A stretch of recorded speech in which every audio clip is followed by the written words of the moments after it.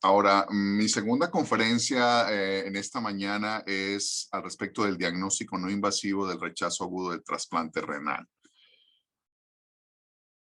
Mis declaraciones de conflicto de intereses, que ustedes ya las vieron en la previa conferencia.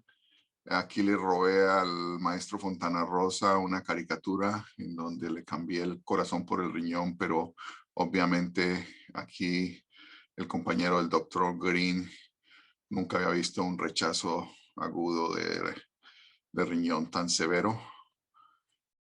Y el resumen de esta conferencia tiene que ver con algunos métodos o test que están ahorita en el mercado disponibles para acercarnos de una manera más prudente al diagnóstico del rechazo agudo del riñón, del trasplante del riñón. Es algo muy interesante y es algo innovador.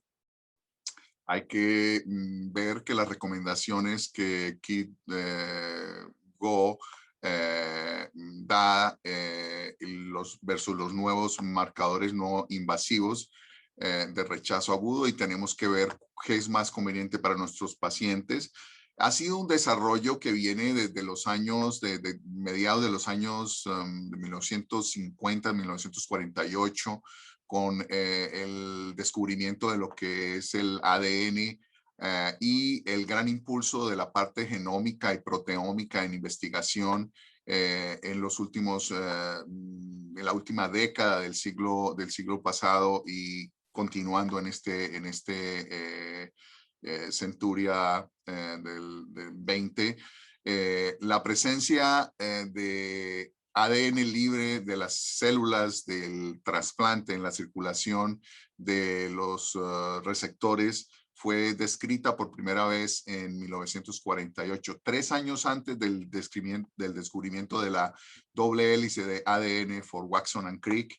Y existe un gran número de manuscritos y ahorita hay una cantidad de estudios que se están haciendo para posicionar este tipo de test como una opción muy efectiva en el diagnóstico. Entonces, el trasplante de riñón, de nuevo, es el tratamiento de elección para los pacientes con enfermedad renal crónica terminal. La supervivencia y la calidad de vida de estos pacientes pues no tiene comparación si lo hacemos con los pacientes que están en diálisis. El desarrollo de pruebas diagnósticas no invasivas, confiables y capaces de distinguir en las primeras etapas del desarrollo del rechazo, es muy importante. La biopsia, que es un método invasivo, puede tener algunas complicaciones como los sangrados y costos. La nefrotoxicidad de los medicamentos, las infecciones, la recurrencia de enfermedades de glomerulonefritis primarias, y la batalla contra el rechazo de órganos es el día a día de los programas de trasplantes. Y hay muchos hallazgos prometedores desde el punto de vista de genes, proteínas y marcadores urinarios, pero que desafortunadamente de la traslación entre lo que es la investigación en el laboratorio a la parte clínica no han sido muy exitosos. La mayoría de los rechazos renales del injerto es causado por anticuerpos contra el HLA o que son específicos contra el donante. Existe un rechazo también mediado por células T, como todos ustedes lo saben, que puede ser más fácil o puede ser fácil de manejar, pero que a la larga puede ocasionar pérdidas de órganos con rechazo crónico.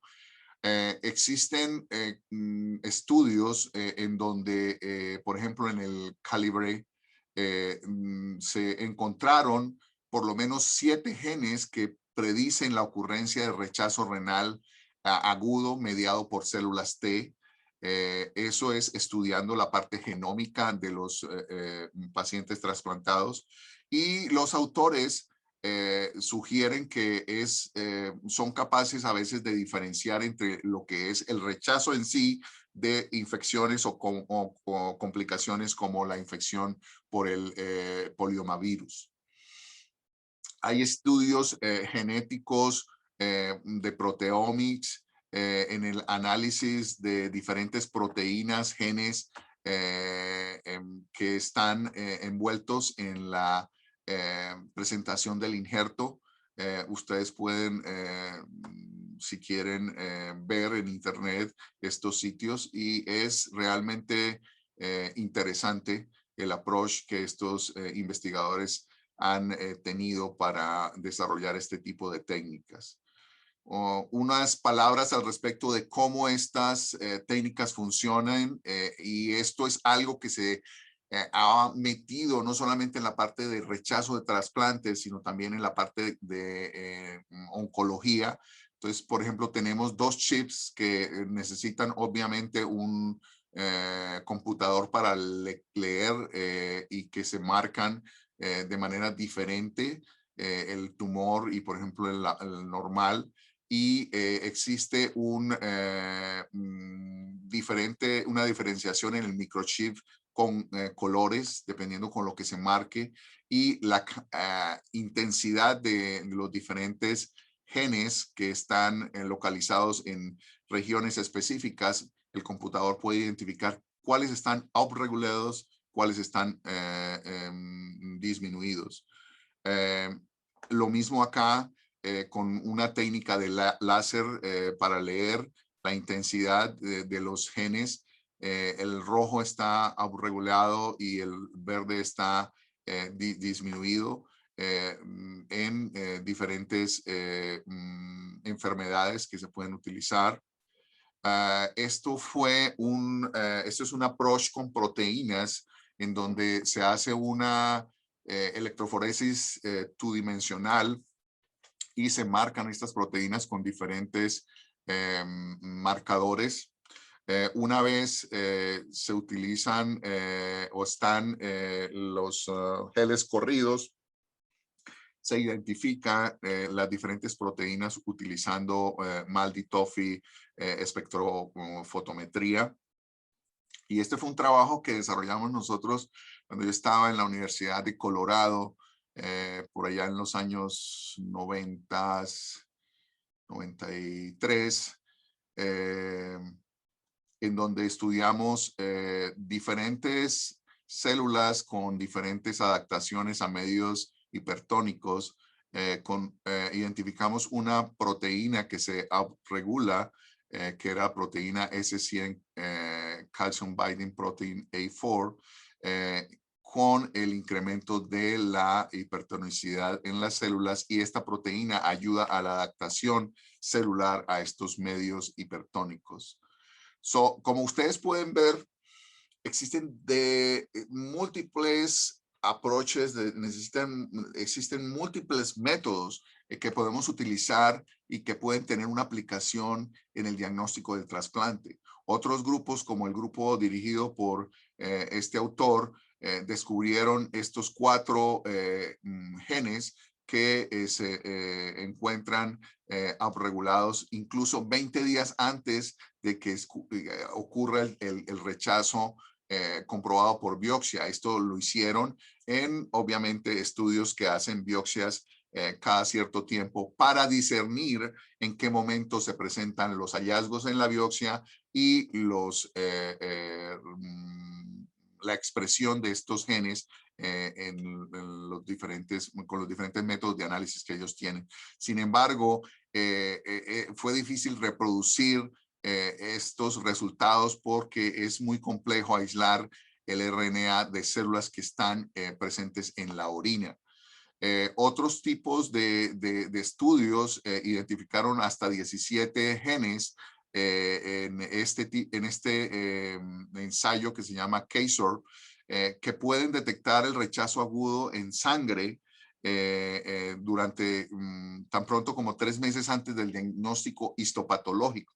Y estos dos autores, utilizando unas redes de rutas intrainjerto que están ya desde el punto de vista genético establecidas, que se presentan en estos trasplantes, utilizaron también esa tecnología en orden o para hacer el diagnóstico del rechazo. es complicado a veces las respuestas que uno obtiene con la parte genética o la parte de proteínas. Es difícil de interpretar en algunos casos, pero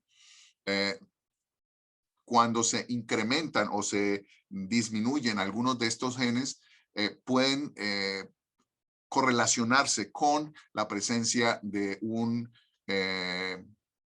rechazo no manifestado histológicamente todavía. La prontitud con la cual podamos hacer el diagnóstico es muy importante. Además, los pacientes que tienen, por ejemplo, una inmunosupresión triple o una inmunosupresión que es considerada gold estándar, mostraron un perfil con unos marcadores de tolerancia que estaban presentes con respecto a pacientes que tienen solamente 2 inmunosupresores. Y finalmente, el estudio DAR encontró la forma de usar el ADN libre derivado de las células del donante que está circulando en la sangre del receptor para validar dependiendo de los niveles plasmáticos de ese DNA libre, discriminando entre un rechazo activo y un órgano que no está siendo rechazado. Los niveles plasmáticos de este DNA libre se correlacionan desde el punto de vista histopatológico también con pacientes presentando rechazo agudo de riñón. Otras palabras al respecto de la parte proteómica: existen quimoquinas que se inducen, especialmente las inducidas por el interferón N. Estas quimoquinas reclutan células T para los sitios de inflamación y se han podido encontrar en pacientes con rechazo agudo, incluso hasta un mes antes de la biopsia, de los resultados positivos de diagnóstico en biopsia.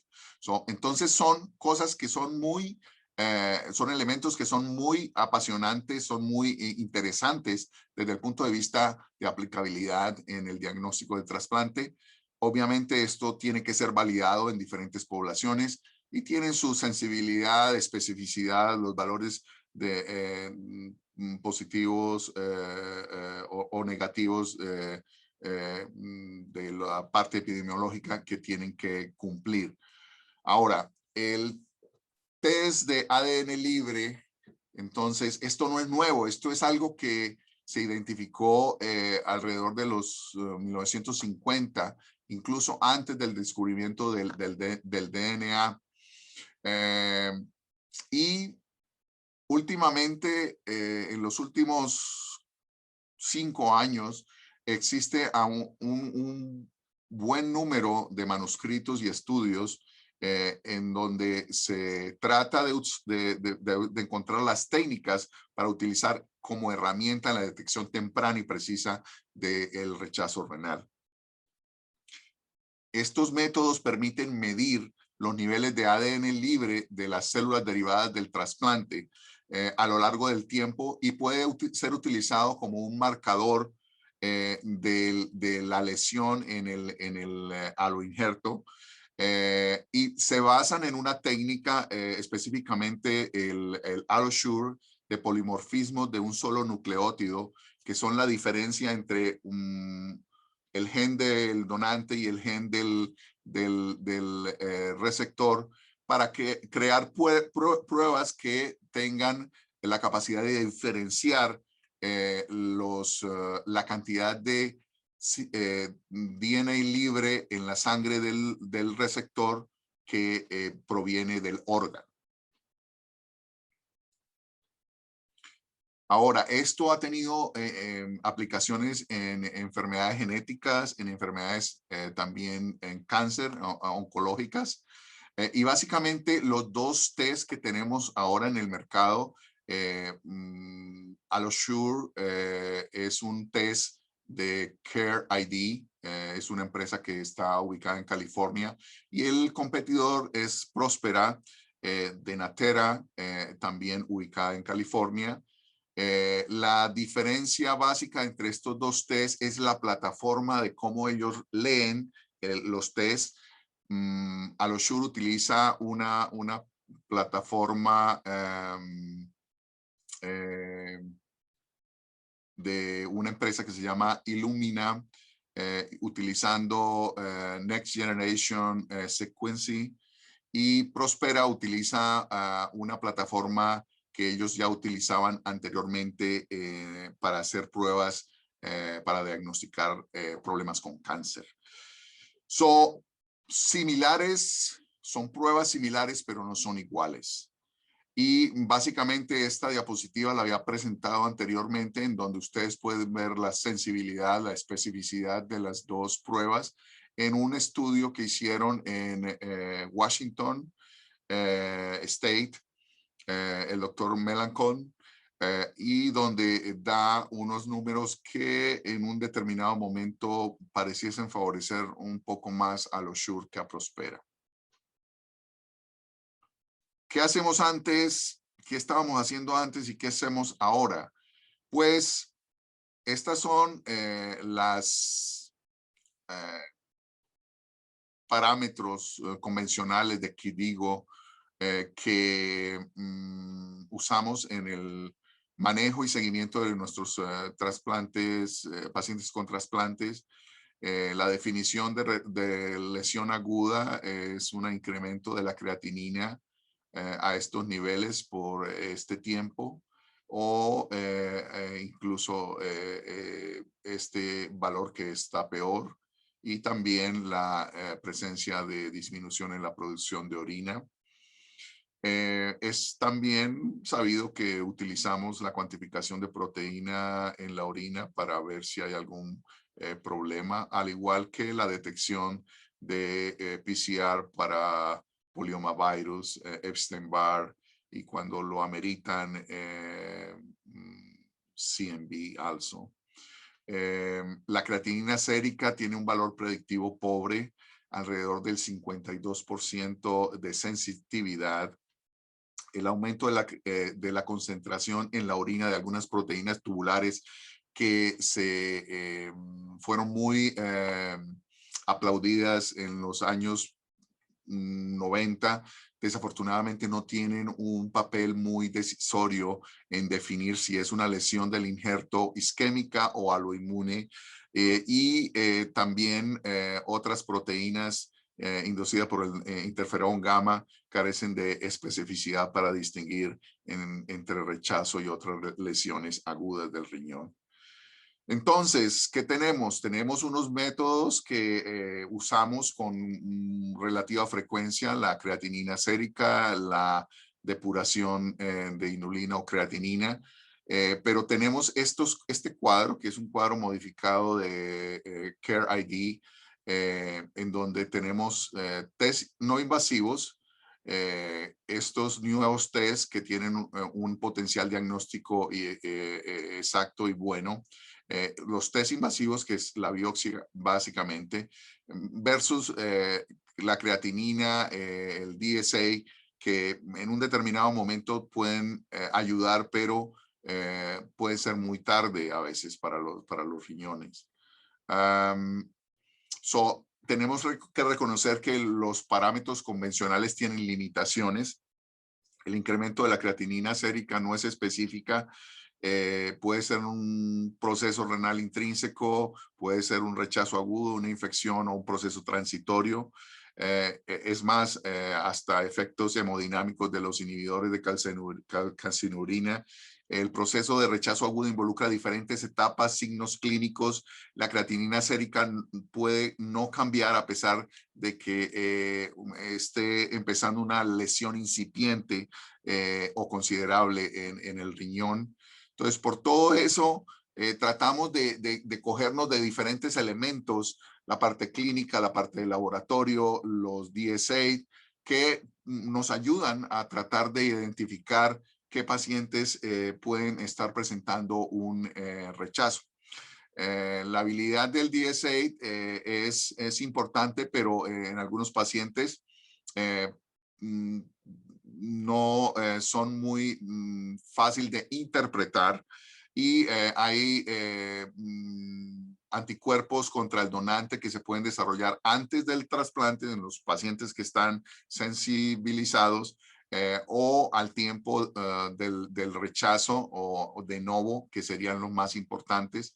En la biopsia hay tinciones como el CD4 del complemento que se asocian a un rechazo mediado por anticuerpos, pero también tenemos incluso con la biopsia algunos pacientes con rechazo, pero tienen una tinción CD4 negativas.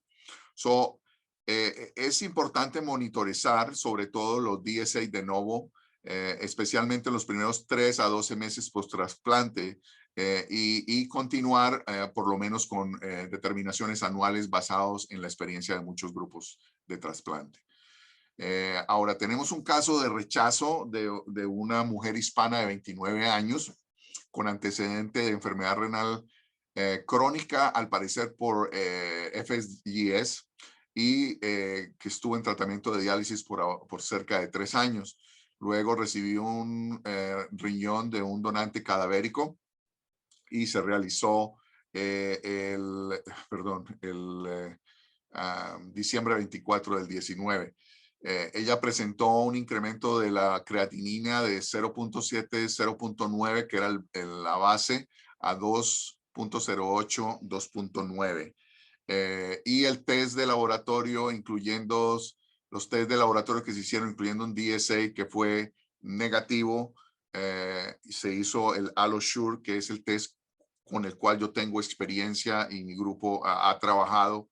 BK virus en sangre se ordenan al mismo tiempo para tratar de determinar qué es lo que está pasando con el riñón. Esta es la creatinina, es un paciente de mi clínica. Ustedes pueden ver que ella estaba en diálisis aquí. Luego hay un bajón impresionante después del trasplante y ella mantiene una creatinina la mayoría del tiempo dentro de límites normales, cerca de 1 to 0.6. Luego hace un primer pico de elevación de la creatinina de casi de 2,5 aquí. Y después hace otra elevación.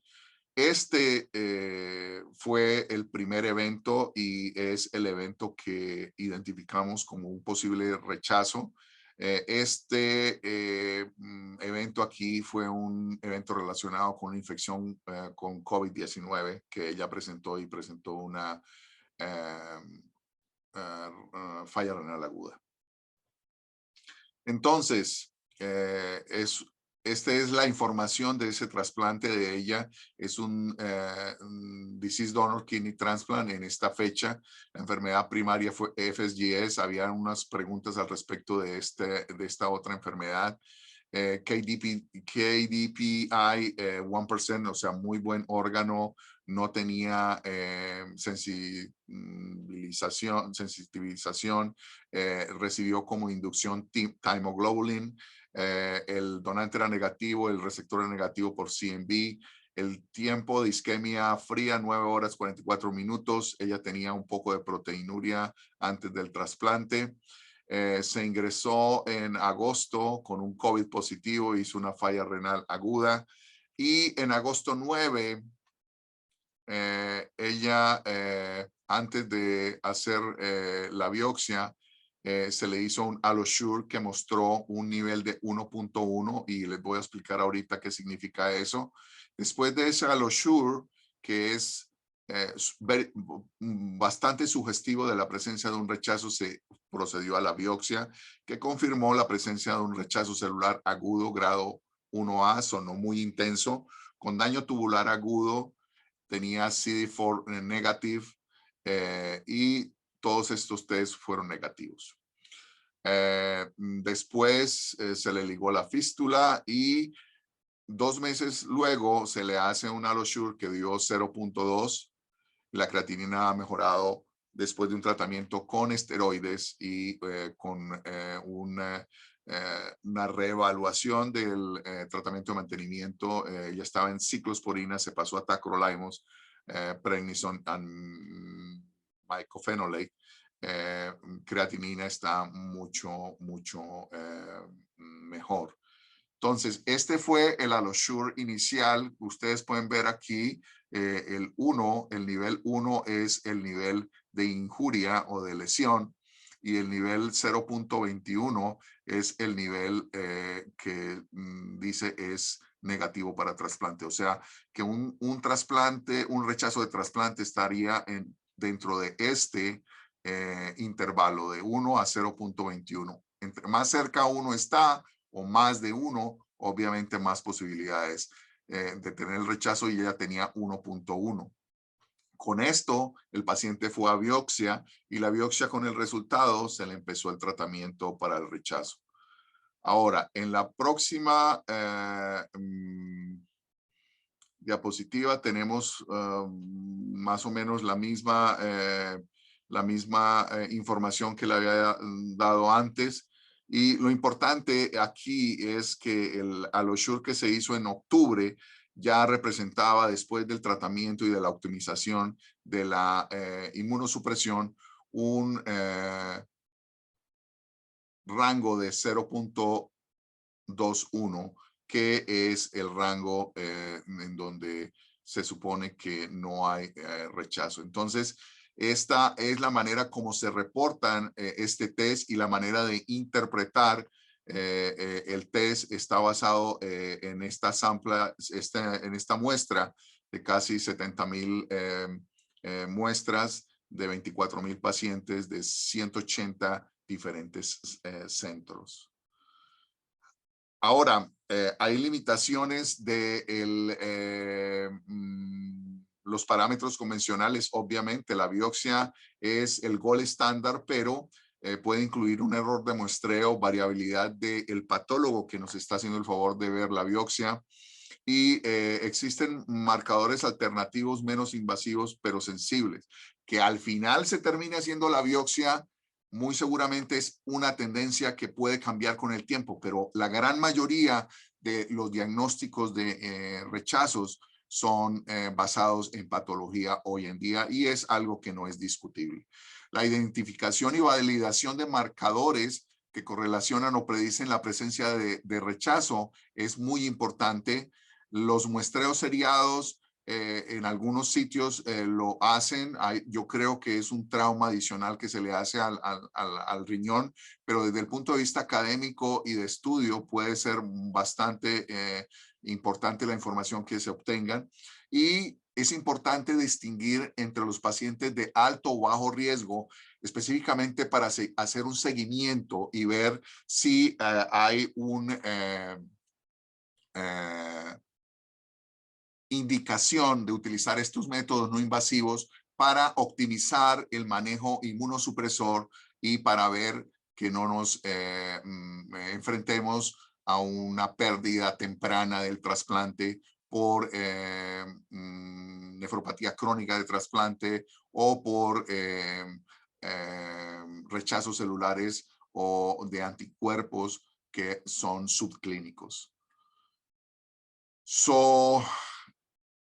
Esto es innegable. La biopsia es invasiva, el riesgo de sangrado alrededor del 1%, el costo, la hospitalización, la patología, y una comparación entre los test no invasivos y el invasivo. Los marcadores tubulares no tienen una aplicación hoy en día en lo que es el rechazo de trasplante. Hay algunos genes que pueden ser utilizados, hay algunas proteínas que también pueden ser utilizados. El DSA continúa teniendo un valor bueno, sobre todo por la presencia de anticuerpos formados de novo. Obviamente esto implica un costo, y la prueba que esté disponible en el medio es algo que obviamente tenemos que tratar de ver si es posible traer este tipo de adelantos a nuestro medio. El costo de estos test está alrededor de $2,700, aprobado por Medicare en Estados Unidos. La biopsia no sé ustedes, pero yo hace mucho tiempo que no hago una biopsia renal. Los radiólogos han tomado esa parte, la intervención, la estancia del paciente en el hospital, los costos, los riesgos de hemorragias, las complicaciones como fístulas. Y específicamente me acuerdo de un caso que vi esta semana en la unidad, un paciente con un mieloma, un riñón de mieloma, que le hicieron una biopsia y terminó en una nefrectomía por sangrado.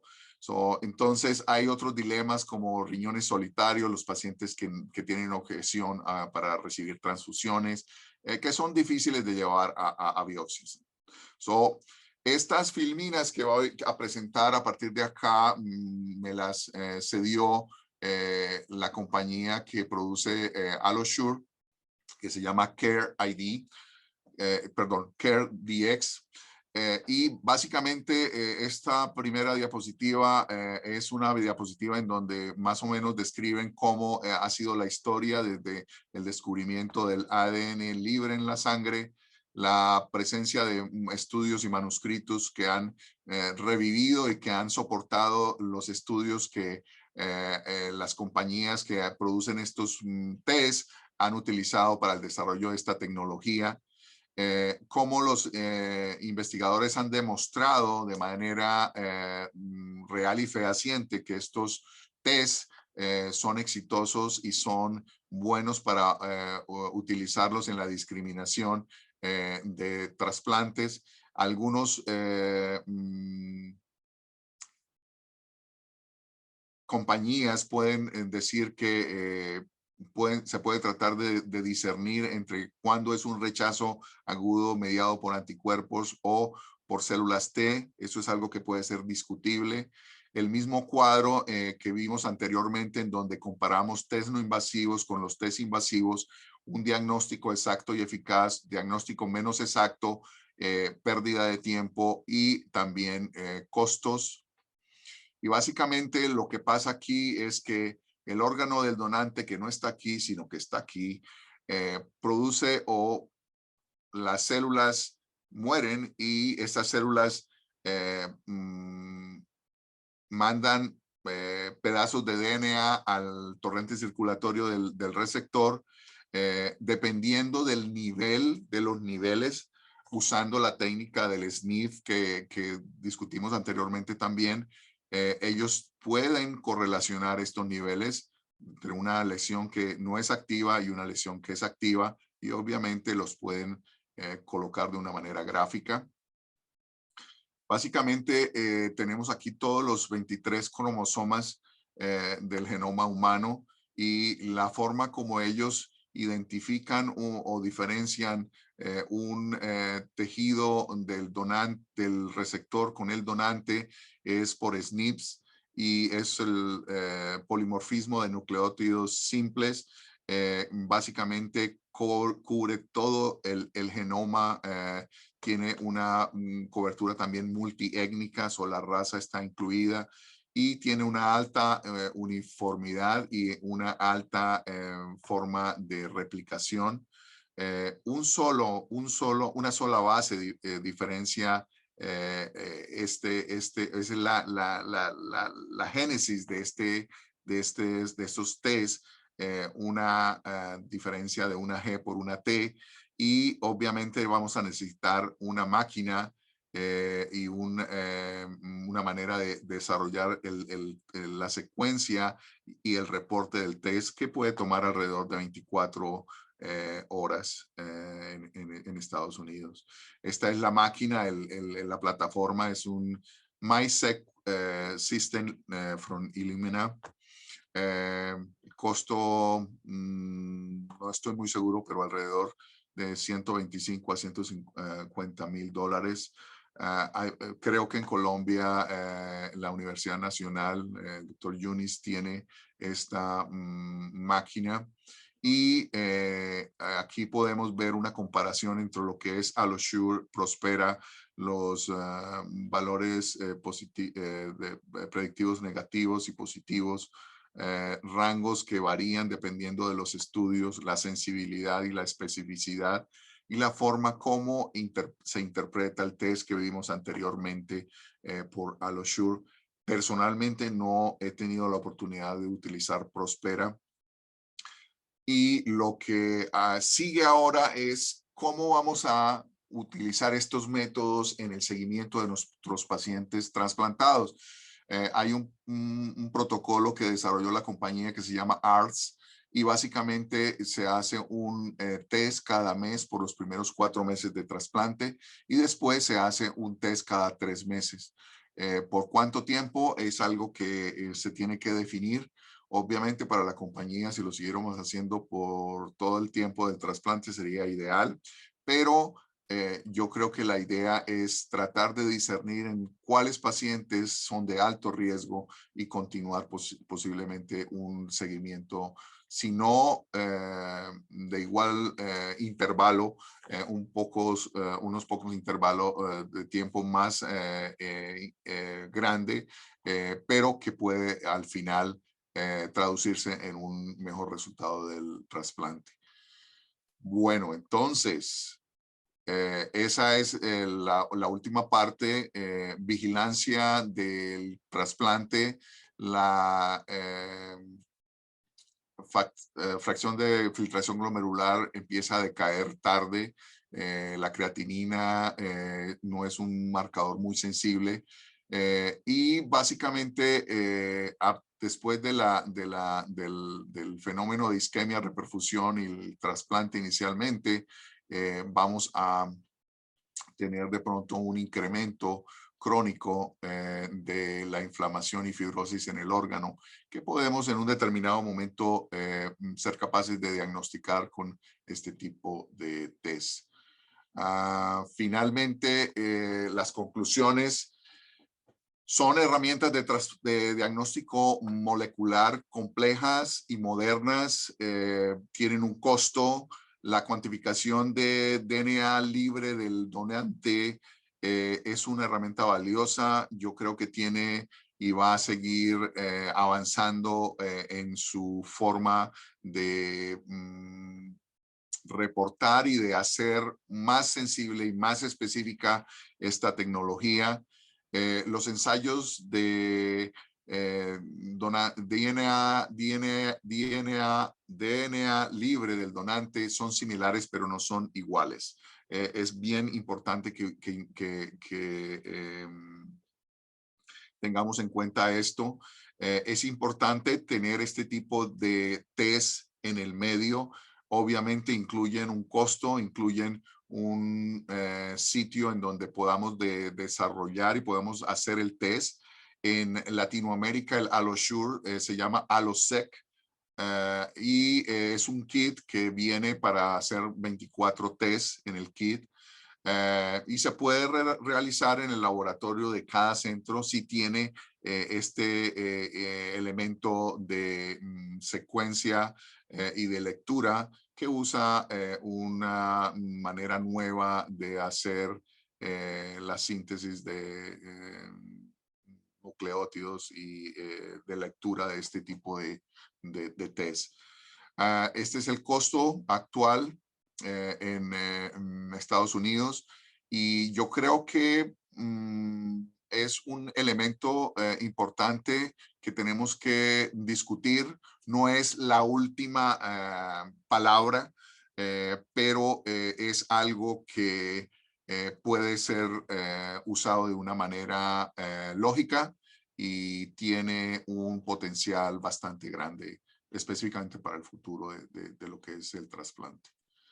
Unas referencias y muchísimas gracias por su atención.